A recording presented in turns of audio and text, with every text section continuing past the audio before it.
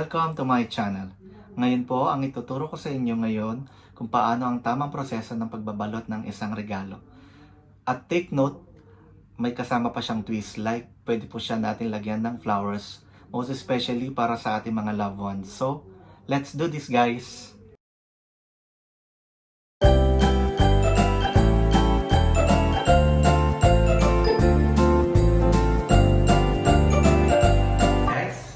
Andito na po ang ating mga materyales kung paano natin sisimulan ang pagbabalot ng ating regalo. Ito po ang ating box, gift wrapping paper. Ito po ang rope, kailanganin po natin. Most especially ito rin po, itong ribbon. Then, gagamitan ko po siya ng abaka, like abaka ribbon, sorry guys. Then, ginagamit ko sa pagbabalot ng regalo is backing tape. Much better po para at least hindi siya nakikita yung bakas ng tape. And then, mas para may twist, lalagyan ko po siya ng rose, ng flowers. Yan. At ito po. Yan. Para maganda po pang decorate. And then, scissors. Ito pong scissors. Yan. So, let's begin. Andito na po ang ating box, ang ating gift wrap. So, sisimulan natin sa ganitong way. Punta po natin sa center yung box. Then yung gift wrap. Bigyan po natin ng allowance. Itong like this. It's like 3/4 po siya. Para matransfer po natin. Sa kabila rin ganun po. Para maganda yung yung pagbabalot natin. And then, i-fold natin like cheese po. Bigyan po natin ng konting allowance. Ayan. And then, this side po, i-fold po natin para siya, medyo mahigpit po yung pagkakabalot. And after this, lalagyan na po natin ng tape. Yung paglalagay po natin ng tape dito po sa ilalim nitong wrapping paper. Actually, isa lang po yung nilalagay ko. Kasi ito na po yung box natin, and then yung wrapping paper. Sisimulan po natin ang pagbabalot ng ganitong posisyon. Makikita po natin. And then, kailangan po sa side by side, may allowance siya ng like 3/4 po. Much better. Lalagyan po siya natin ng tape. And then, much better po, pa-fold natin dito para medyo po siya.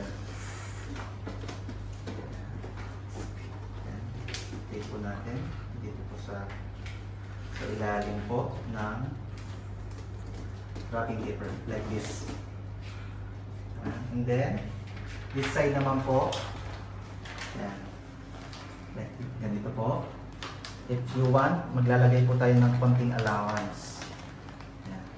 Like this, ipo-fold po natin. Lalagyan po siya natin ng konting parte. Lagyan po siya natin ng design sa itaas. Yung ilalim po niya, lalagyan din po natin ng tape para hindi po makita.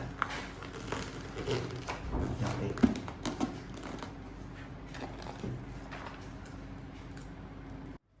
Ipo-fold na po natin guys.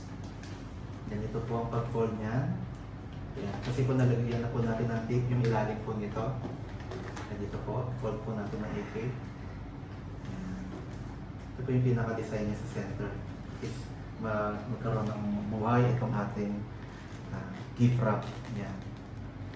See? And then, ipo-fold din po natin ito. See guys, ang ganda yung pagkaka-fold niya. Kasi maayos yung prepare ko or pagkaka-fold ko. Yan, nasa center po siya. Makikita po natin, tapos na po siya guys. And then, lalagyan po uli natin siya ng tape dito sa ilalim.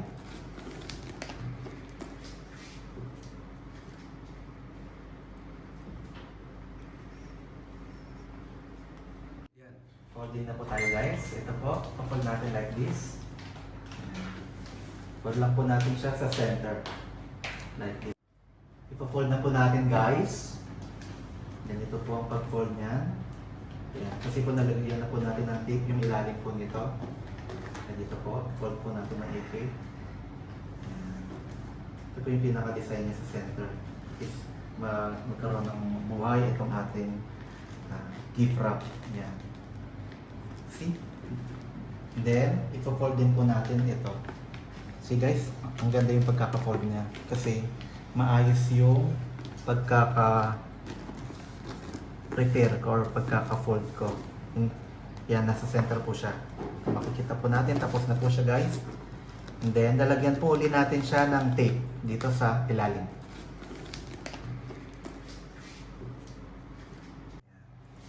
Lalagyan po siya natin ng tape dito po sa ilalim. Itong ating gift wrap. Ito po, yan. See? Wala po siyang bakas na tape dito. Kaya mas maganda po ang ilagay is yung ano po, backing tape po. Then, prepare po natin like this po. Ipo-fold po natin yung wrapping paper po natin ng ganito po para maganda po siya.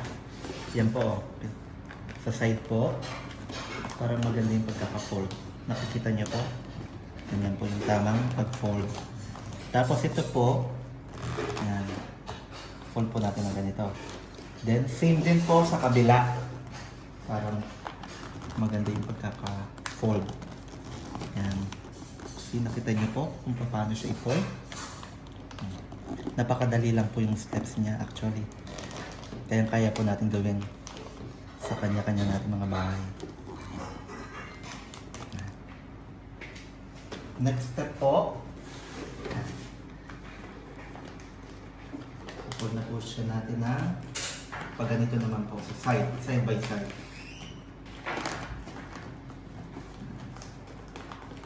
Hindi ko tayo nahirapan. Ganito po. Yan. Kita niyo po yung side niya. Then fold lang din po natin. Dito po. Para malinis. And then sa side din po. Same din po yung pa-fold. Kasi napakaganda po ng ano, ng kung paano po siya i-fold. Yan. Napakapantay po. See? Kita niyo po kung paano siya i-fold. Yan. Same din sa kabila. Follow lang po natin yung steps. Fold din po natin like this.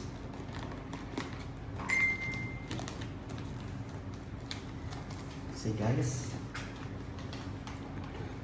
ang dali-dali niya pong gawin.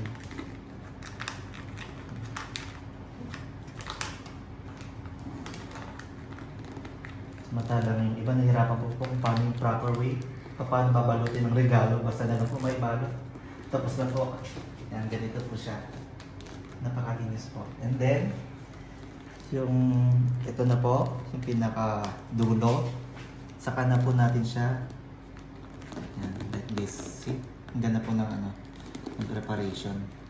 And then, lalagyan po natin ng backing tape. Ito po, yung ilalim po nito. Saka sa kabila din po. Same din po. Yan, para maganda yung pagkakabalot ng ating regalo.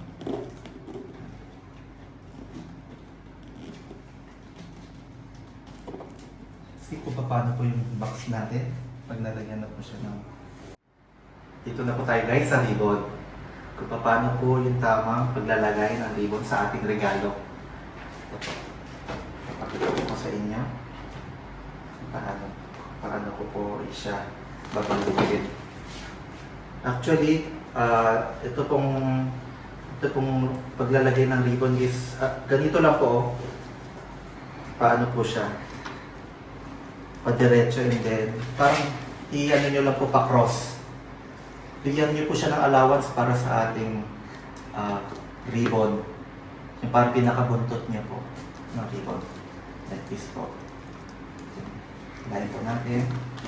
Then pa-cross po, gawin niyo po para maganda po yung design ng ating ribbon. Ito po, ganito po. Then, gulupitin po natin yung pinaka-edge po niya. Bigyan po natin allowance.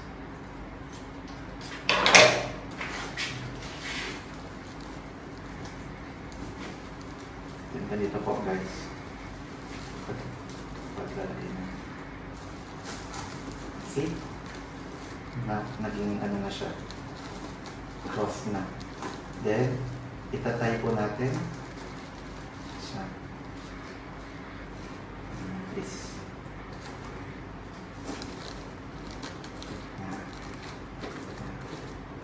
Pinakanan niya lang po.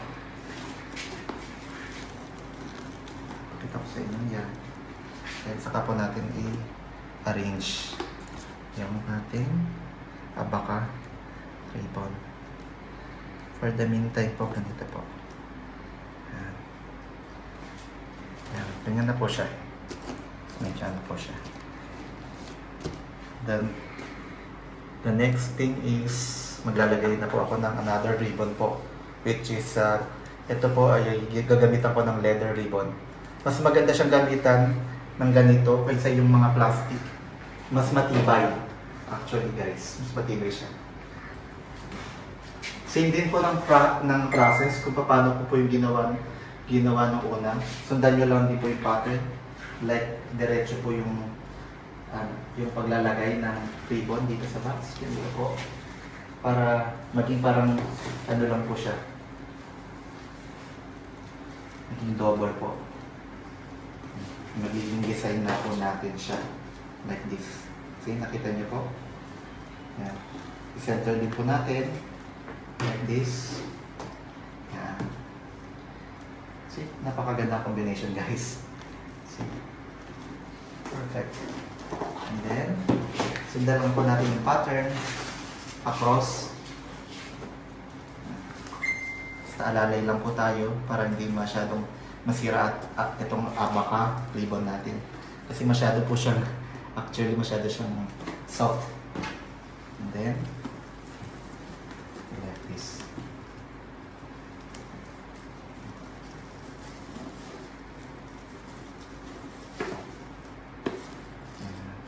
Pinakatik nito. Kailangan kong matayan din. Pinaka-edge din. Kailangan putulin.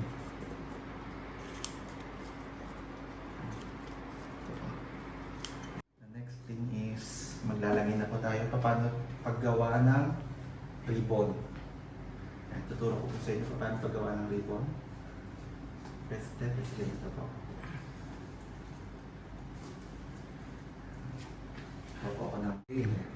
Next step na po is tuturuan ko po kayo kung paano gumawa ng ribbon. Yan. Dito sa ating sa center ng ating regalo. Sorry. Next step po is tuturuan ko po kayo kung paano gumawa ng ribbon para dito sa ating box. Dito sa center ilalagay natin. Ito po, sisimulan ko po dito sa abaka. Ganito po ang kung paano gumawa. Tuturo ko po sa inyo. Ako po, hindi ko na po bibigyan siya ng allowance kasi meron na po siyang pinaka-tail, pinaka-buntot po ng ating ribbon. Pero it's up to you guys kung gusto nyo rin lagyan pa siya ng tail para at least marami siya ng... Yan. Lagyan ko na lang siya ng allowance, much better. Tapos ganito lang po guys. Lagyan po natin ng ganyan. Yan. Continuous po natin. Tapos ito-fold natin siya ng ganyan. Tansyahin din po natin kung ganong kung ilan na, kung anong size or kung anong gusto nating haba ng ribbon natin. Much better yan. Medyo mas maliit siya. Crumple po natin. And then the other side din po. Same din po. Yan. Mas maganda. Ako po ginagawa ko siya ng 2 or 3 loop sa likod ko para magkaroon siya ng buhay. Pero much better po 2 lang po. Para medyo ano lang po siya. Tawag nito, hindi po siya masyadong madaming kolorete. Mag-over na po ang ating gift, ang ating pang gift. Ang ating design. Sorry. Yes. Yeah. See, nakita niyo po kung paano ko po ginawa. And then yung pinaka-tip po nito, ikakat lang po natin.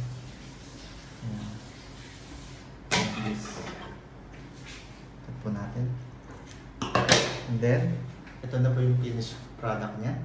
And then, ang gagawin ko po dito is lalagay ko po siya sa center. See? Yan, lagay ko siya sa center. And then ito pinakabuntot natin, ito yung gagawin nating pang nuts dito sa ating ginawang ribbon. Ribbon. What I mean. And then ito po yung gagawin natin pinaka nuts. Itatay po natin siya. Dahan-dahan lang po. Papakita ko sa inyo. Yan. Yan na. See guys? Yeah, perfect. And guys, yan.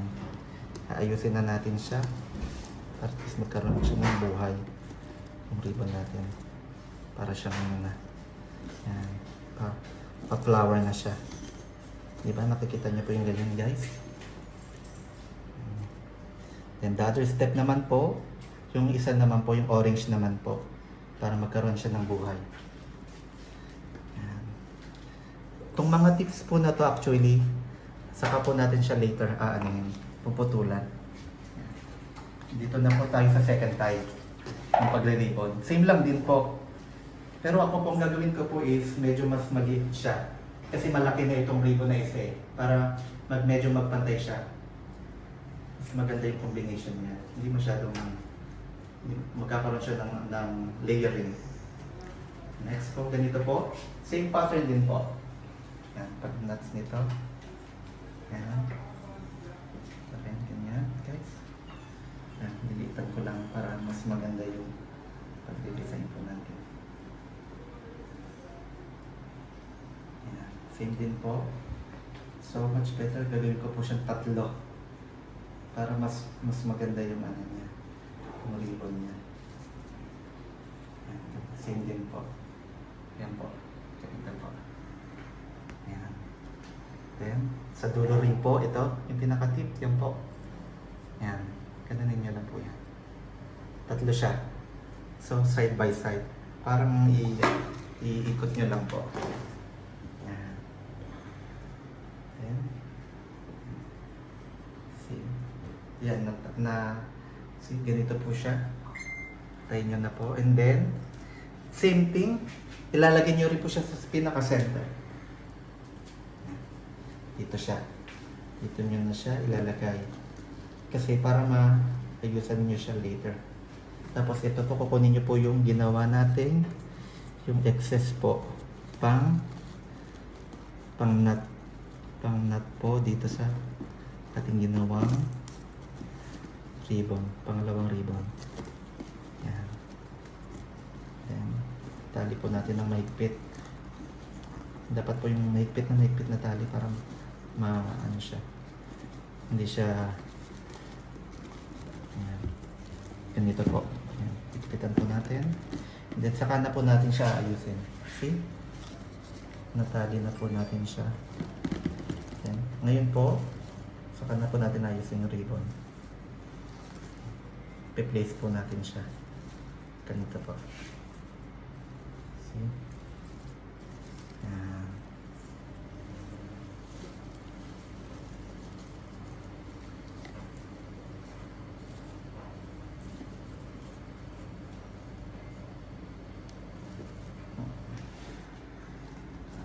Then, takpan po natin. Pero hindi siya nakikita. Yan. Okay na siya. The next thing na pong gagawin natin is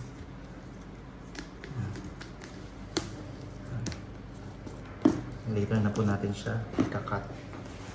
Next thing na po is yung ating flowers. Tuturuan ko po kayo paano i-insert yung flowers dito sa ating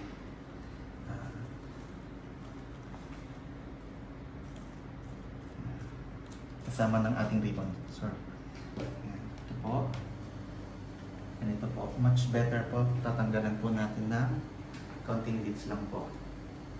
Kasi maliit lang din naman, parang pang ano lang po siya, pang design actually. Ganito po, and then, ito po yung rose, pag didikitin po natin ng ganyan. Medyo lagyan po natin ng allowance para makikita yung pinaka-side ng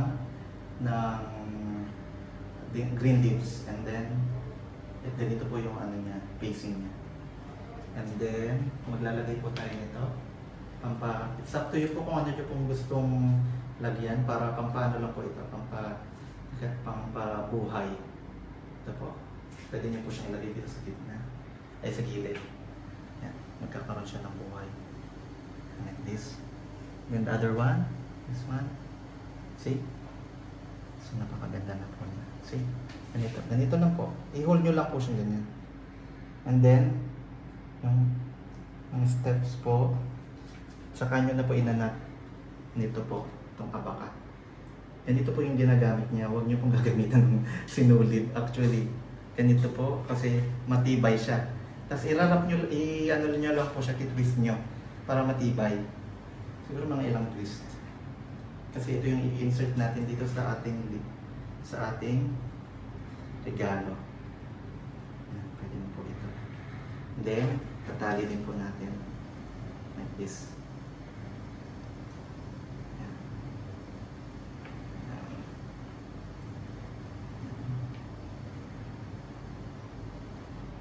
Yan po guys, see? Yan guys. Then, saka na po natin puputulan. Puputulin ito. Yan. See, nakita niyo po. Kasi ito po, bibigyan po natin ng allowance. Ito po kasi insert natin dito sa ating yan. Mga ganito po yung haba niya. Huwag niyo po masyadong habaan. Kasi yan, pang insert lang naman po ito eh. Then ganito na po. See, nakikita niyo po. Yan, yung flowers, di ba? Then, ito po is i-insert ko na po dito. Pinakagitna. Para mabubuhay po siya. Yan, dito sa gilid. Actually. Pwede nyo na siyang insert dito oh. Sa pinakadulo. Para magkaroon na lang siya ng buhay. Yan. Insert nyo siya. Ayusin nyo na lang po yung pagkakalagay. Para maging maganda yung pinalabasan niya.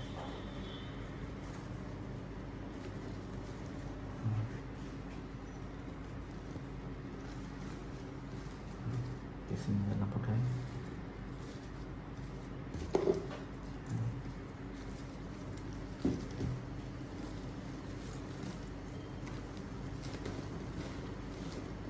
Yan, ito na po guys. Yan.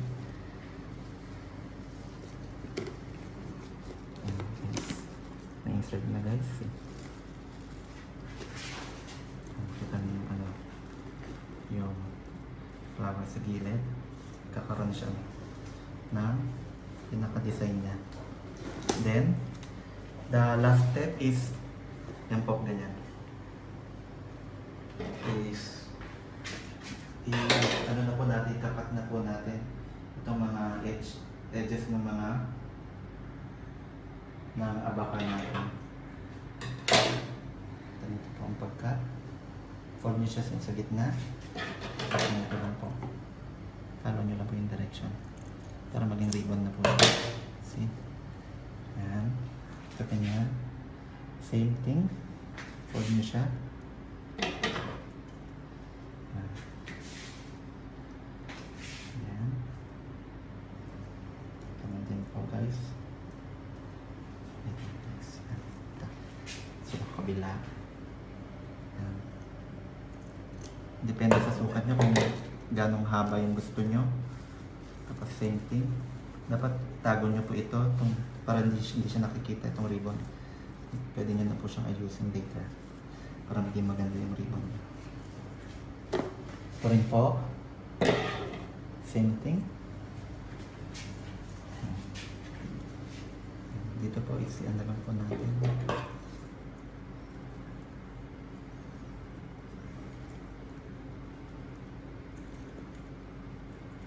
Yan, ganyan po.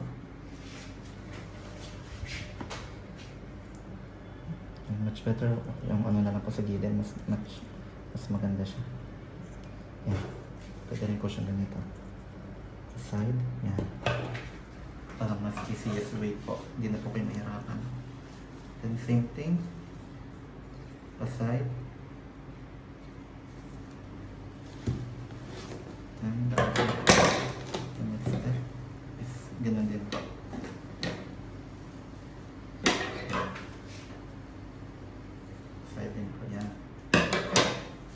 Then, the last thing is, ano na po, finishing na po tayo. Ito po, dito po masusubukan yung pagiging creative ng ating kamay. Kasi kailangan po natin i-place ito para at least maging maganda yung ating pang-gift wrap with flowers. So, ayusin natin like this.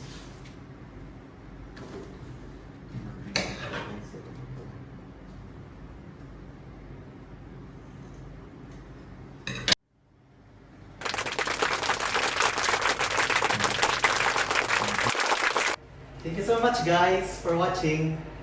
Follow and subscribe to my account.